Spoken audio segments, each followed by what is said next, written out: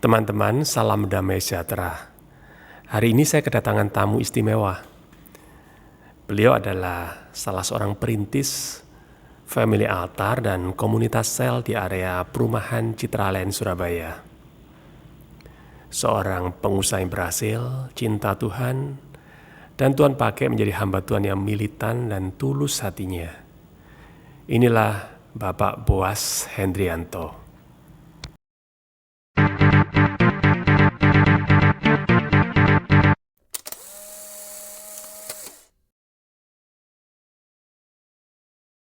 Kita mau belajar banyak bagaimana sampai akhirnya bisa terima Yesus sebagai Tuhan dan Juru Selamat. Kalau cerita tentang background keluarga saya tentu aslinya papa saya itu atau keluarga kami itu bukan keluarga yang percaya Tuhan. Karena papa saya itu ya boleh dikatakan pengurus untuk sembahyang-sembahyang itu. Nah, waktu cece saya yang pertama yang di Momere, kecil itu ada seperti tumor di bawah lidah. Nah, pada waktu itu ini cerita mama saya waktu itu belum lahir. Jadi saya tidak tahu, ini cuma cerita dari orang tua saya kenapa jadi kita menjadi orang Kristen. Ya awal mula Cece itu di bawah lidah itu ada benjolan. Sekarang mungkin dikatakan tumor atau kanker gitu. Terus sama dokter vonis itu harus dioperasi. Nah, singkat cerita, mama bawa Cece saya ke sekolah minggu. Jadi pada sekolah minggu di Wengapu, sana pergi. Jadi waktu ditentukan untuk operasi, ya seperti biasa, tidak langsung dioperasi, diperiksa dulu. Setelah dicek, ternyata benjolannya hilang. Akhirnya Cece tidak jadi operasi dan papa mulai tertarik untuk menjadi anak Tuhan. Nah, semenjak itu akhirnya papa percaya Tuhan, melihat kesembuhan dari anak pertama, anak perempuan pertama yang sakit itu, dan ya melepas keyakinan yang lama dan mulai mengikut Tuhan. Dan papa juga terlibat di dalam pelayanan di gereja di Wengapu. Itu cerita. Itu berarti sebelum Pak Idri lahir ya? Sebelum saya lahir. Jadi artinya Pak Idri lahir itu sudah keluarga sudah jadi Kristen. Ya, lalu dalam perkembangannya Pak Idri menjadi orang Kristen, ternyata ini ya, dari cerita sekilas ternyata ya banyak ini ya pergumulan ya. Jadi mulai SMP ini sudah SD ya, SD. Ya, itu SD. Masuk di sekolah non Kristen kan? Betul, sekolah dididik secara non Kristen di sekolah. Itu nggak mempengaruhi keyakinan ya. Artinya di rumah dengan di sekolah kan berbeda, Pak Hendri. Betul. Itu bagaimana, Pak Hendri? Jadi pada waktu itu karena orang tua miskin, terus rumah kami itu sangat dekat dengan sekolah itu. Akhirnya papa putuskan saya khususnya bersekolah di sekolah non Kristen. Iya. Itu 6 tahun. Selama 6 tahun ya. Saya sekolah di sana, orientasinya otomatis lebih banyak di pengajaran agamanya. Ya, jadi saya di situ ya sempat berpengaruh karena saya waktu itu juga tidak sungguh-sungguh. Kristen-Kristenan.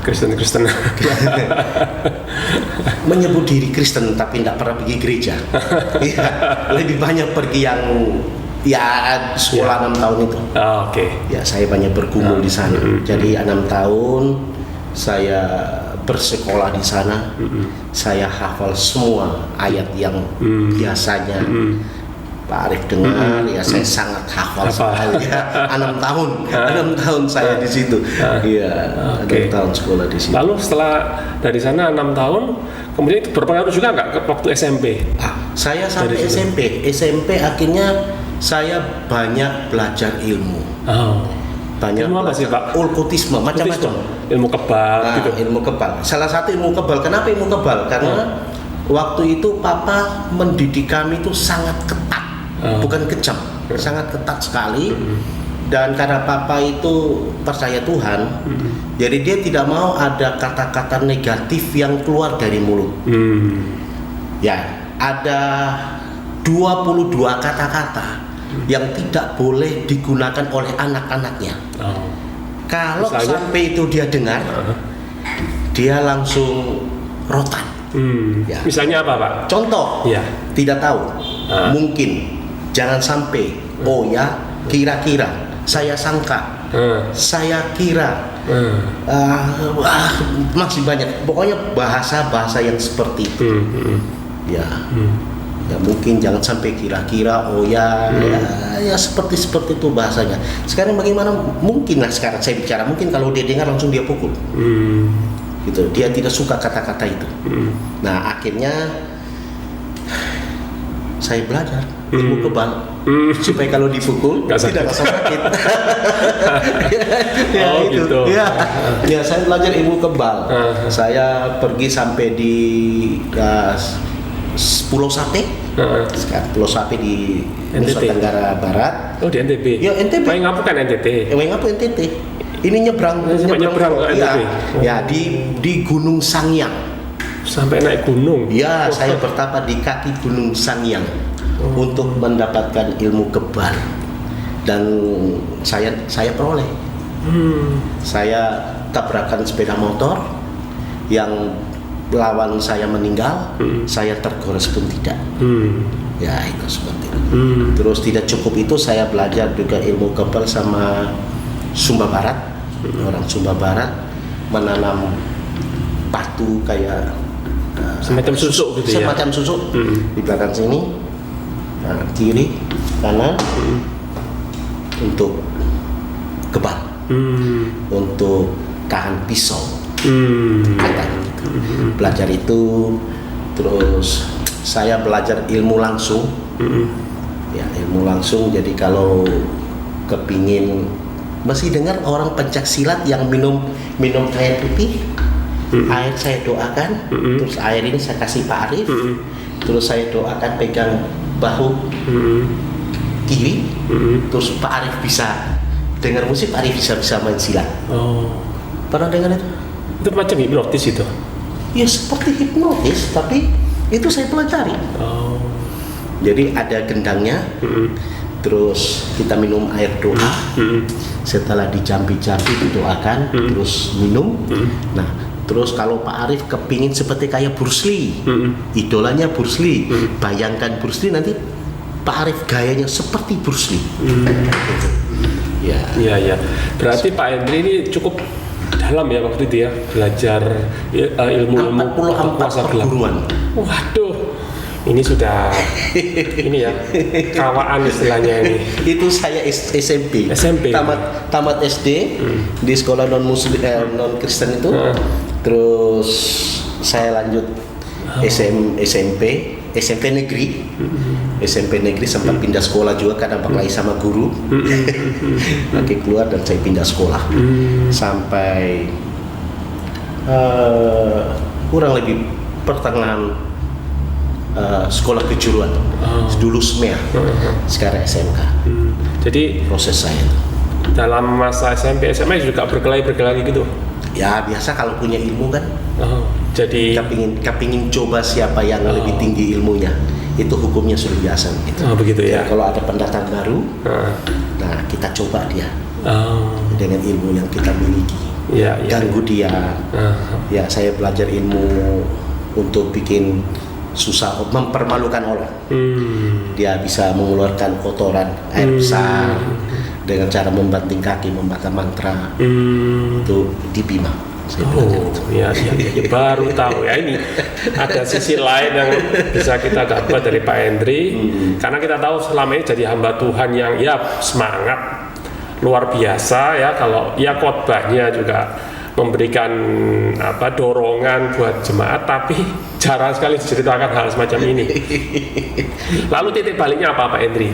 Dari Pak Hendri seorang yang terikat okultisme, mendalam betul, sampai akhirnya menjadi orang yang sangat militan tapi dalam sisi yang berbeda ya, karena menjadi anak Tuhan yang tadinya tidak sungguh-sungguh kemudian akhirnya menjadi seperti sekarang ini apa yang saya kenal hari ini. Iya.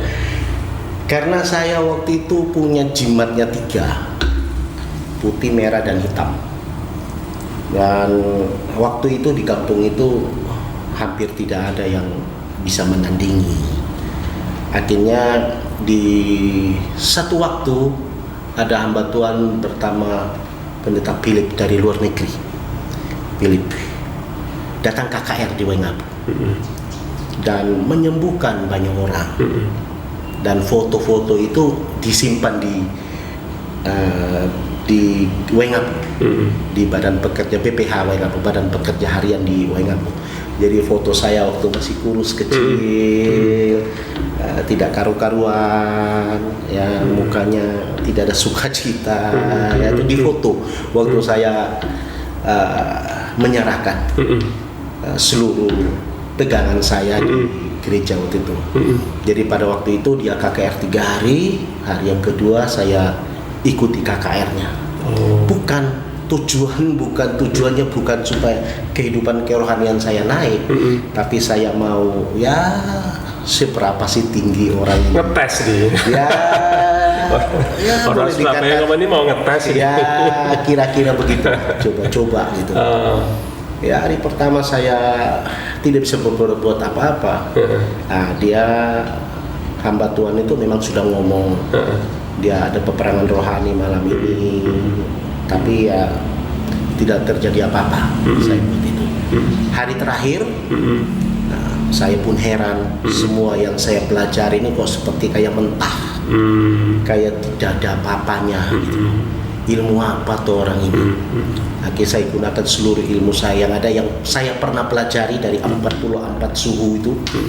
Saya pelajari dengan seluruh jimat yang saya pakai, dengan air suci yang saya pakai semuanya, dan saya kesana dengan satu niat untuk mempermalukan orang itu. Nah, ternyata di tengah-tengah khotbahnya dia tantang. Ada seorang anak muda di sini, saya kaget setengah mati. Kok dia bisa tahu orang ini? Kok ilmunya luar biasa itu? Gitu. Saya mau pulang waktu itu, tidak bisa pulang. Karena saya tidak melihat pintu keluar dari gereja itu, padahal saya duduk paling belakang. Yang saya lihat cuma hutan dan sungai. Saya ada di mana? Kok ada hutan, ada sungai? Ya kan? Akhirnya ya tidak bisa pulang. Sampai ibadah itu selesai dan hamba Tuhan itu datang kepada saya dan dia bilang, Tuhan mengasihi kamu. Itu. Lalu yang terjadi? Serahkanlah hidupmu kepada Tuhan dan percaya kepada Dia. Engkau akan diselamatkan. Terus karena saya memang waktu itu sudah mencoba dengan semua ilmu yang saya punya, ternyata memang saya kalah. Akhirnya saya takluk karena memang sudah tidak bisa pulang juga. Dan kursi ini seperti kayak ada magnet dengan pantat saya tidak bisa lepas. Baik, jadi memang saya harus di sana, harus di sana sambil mendengarkan dia khotbah. Setelah itu saya sadar memang ternyata di atas langit masih ada langit. Semua yang saya miliki ternyata tidak ada apa-apanya, dikalahkan dengan haleluya. Ya, puji Tuhan. Itu bahasa itu yang membuat saya tidak bisa apa-apa. Akhirnya malam itu saya menyerahkan semua yang saya pegang. Mereka bakar, ada fotonya, mereka bakar berjam-jam, kecil saja, berjam-jam. Dan manifestasinya saya tidak bisa mendengar suara-suara yang seringkali kita dengar. Ya, rasanya seperti kayak mau gila. Terus dari belakang saya keluar 3 biji batu yang ditanam, itu keluar dari batu. Keluar. Ya, jimat-jimat itu keluar, susuk-susuk itu keluar otomatis. Dan saya merasa lega. Itu awal mula saya mengenal Kristus. Dan menerimanya, tapi belum sepenuh hati untuk melayani. Ya. Tapi yang jelas dari peristiwa Pak Hendri ini dilepaskan dari kuasa Kegelapan. alami ya hal-hal seperti ini ya membuktikan bahwa kuasa Yesus, nama Yesus lebih besar, Lebih ya. dahsyat. Bertukuk lutut di dalam nama Dia, bertukuk lutut segala sesuatu di langit, di atas bumi dan di bawah bumi. Itu ya Pak Hendri. Jadi tadi sampai Pak Hendri dilepaskan dari kuasa kegelapan, Pak Hendri akhirnya ya dilahir barukan ya. Itu karena kan kuasa dari Roh Kudus sehingga Pak Hendri bisa tercelik mata rohani, Ya. bisa dibangkitkan secara rohani, melihat bahwa Tuhan itu hidup. Ya, selanjutnya Pak Hendri bagaimana kisahnya sampai akhirnya pindah ke Surabaya, kemudian jadi hamba Tuhan yang militan ya, dalam pandangan kami ini. Jadi waktu itu jadi keluarganya mama, akhirnya semuanya saudara laki, saudara perempuan semua berangkat ke Wengapu berdasarkan informasi ini. Akhirnya memang betul ketemu, termasuk istri saya ke Wengapu. Nah pada waktu mereka jalan-jalan di Wengapu mengunjungi mama karena 34 tahun berpisah. Nah papa saya bilang kami bersaudara 6. Satu meninggal sisa 5. Saya yang paling kecil, nomor 7. Kita 9 bersaudara, saya nomor 7. Laki 5. 6 paling bungsu adik saya meninggal sisa 5. Jadi papa saya bilang gini, ngomong sama mama saya, itu kan anak saudaramu ada datang semua. Kamu pilih salah satu untuk menjadi mantu. Sebab kalau nanti saya mati lebih dulu, kasihan kamu tidak ada keluarga di Wengapu. Kalau kamu yang mati lebih dulu, saya punya keluarga, adik kakak saya banyak di Wengapu. Kasihan kamu. Nah kakak saya semua ini tidak ada yang memilih. Nah karena saya ini kan bekas anak nakal. Pernah belajar yang begitu-begitu. Ya disuruh milih ya saya milih. Oh didukung sama orang tua. Ya saya pilih lah sekarang menjadi istri saya. Jadi Bu Yustika. istri saya itu adalah anak dari Akyu. Mama punya adik laki. Ya saya pacaran. Mereka 2 hari jadi pokoknya 2 hari 3 malam mereka di Wengapu. Saya ngomong sama sekarang istri saya, kamu mau enggak? Ya saya bilang mau tidak. Akhirnya dia bilang ya mau. Akhirnya dia kembali ke Surabaya kuliah. Saya SMEA kelas 3, dia kuliah. Jadi lebih tua ya? Ya dia beda setahun ya? beda setahun. Dia kembali ke Surabaya dan memasuki kuliah. Dan saya SMEA kelas 3. Nah setelah kami pacaran 6 tahun lebih, 6 tahun lebih. Surat cintanya saya lem, masih dalam satu buku sekarang ada di Citraland. Buka ini surat cintamu. Jadi kalau dia kirim surat di Wengapu saya lem. Karena dulu komunikasinya tuh via surat. Ya. Kalau saya kirim surat dia balas. Nah surat itu saya jadikan album, Semacam clipping gitu. ya jadi saya kalau kangen sama dia baca suratnya, jadi tidak rusak. Ya. Ada sekarang ada kamarnya saya masih lihat ada. Ada sisi romantisnya ya. Sampai disimpan semua. Iya saya simpan semua karena memang cinta sayang saya simpan untuk bisa kalau kangen, kalau rindu. Saya kirim suratnya kan lama baru nyampe. Iya. Gitu loh. Bisa berminggu-minggu ya. Iya berminggu-minggu. Jadi gitu ya. mengobati rindu nih palingan ketemu cuma 2 hari. Iya 1 malam 2 hari jadian, dia kembali ke Surabaya dan saya sini kangen. Ya terus papa saya dukung, kasih nasihat supaya saya harus ngambil itu menjadi istrimu karena dia nanti akan merawat mamamu gitu.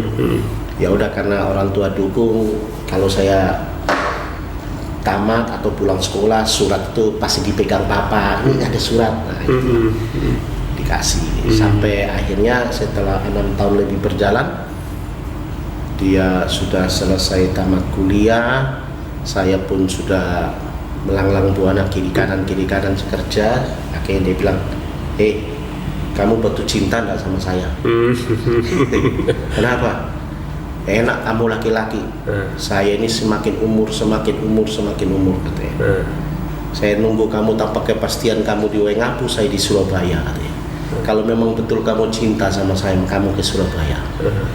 Lah itu awal mula cikah bakal kenapa saya ada di Surabaya.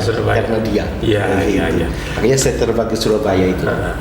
terbang ke Surabaya dan Pak Hendri naik karir di sebuah toko sepatu di daerah Praban ya. Iya betul. Nah, dan dari situlah akhirnya menjadi pengusaha sarang burung. Ya. Jadi Ceritanya panjang itu. ceritanya panjang ya. Gak apa-apa disingkat aja. Sampai akhirnya Pak Hendri terjun dalam pelayanan itu Ya. kan dimulai dari Sidoarjo ya. Betul. Dimulai dari Sidoarjo. Saya kenal Pak Hendri tahun 2000. Itu sudah digitalnya sudah berkembang. Apa sih yang membuat Pak Hendri itu punya gairah semangat untuk melayani seperti saat itu ya? Itu yang saya sebetulnya aktif itu semenjak saya tinggal di Wage Asri, bukan di Citraland.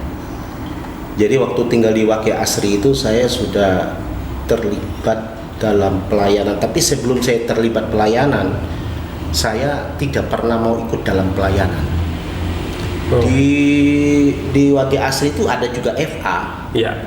tapi saya tidak pernah mau ikut FA. Oh. Apa Pak alasannya? Saya berpikir ini buang-buang waktu aja kumpul-kumpul ini. Kok sama dengan saya ya, pertama kali juga begitu.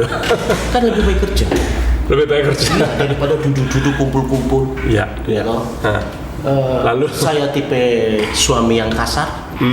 Saya suka menganiaya istri saya. Untung dulu belum ada undang-undang KRT. KDRT. Ya. Dan dia sabar. Nah, Dia terus berdoa. Sekali waktu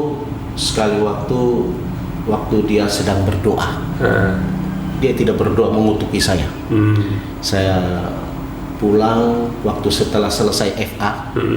Selesai FA dulu family altar namanya. Ya. Biasa FA itu ada sedikit makanan kecil. Saya pulang setiap kali mau pas makanan kecil. Ya. Jadi nggak pernah mengikuti ya? Ibadahnya nggak mau. Oh, oke. Tapi kalau makannya saya mau. Kebetulan di rumah saya selesai, terus makan, dan saya duduk santai di luar dan dia masuk di kamar dan berdoa. Saya lihat dia berdoa. Pada waktu itu berdoa, saya kembali duduk di teras di Wage Asri. Itu sepertinya saya melihat tulisan. Saya melihat tulisan dan saya mulai mengingat bagaimana waktu saya bertobat. Seperti kayak nonton film. Bagaimana saya belajar ilmu, bagaimana saya terima Yesus, bagaimana saya manifestasi waktu itu, dan bibir saya mulai menerima, dituntun hamba Tuhan untuk berdoa, menerima Tuhan Yesus.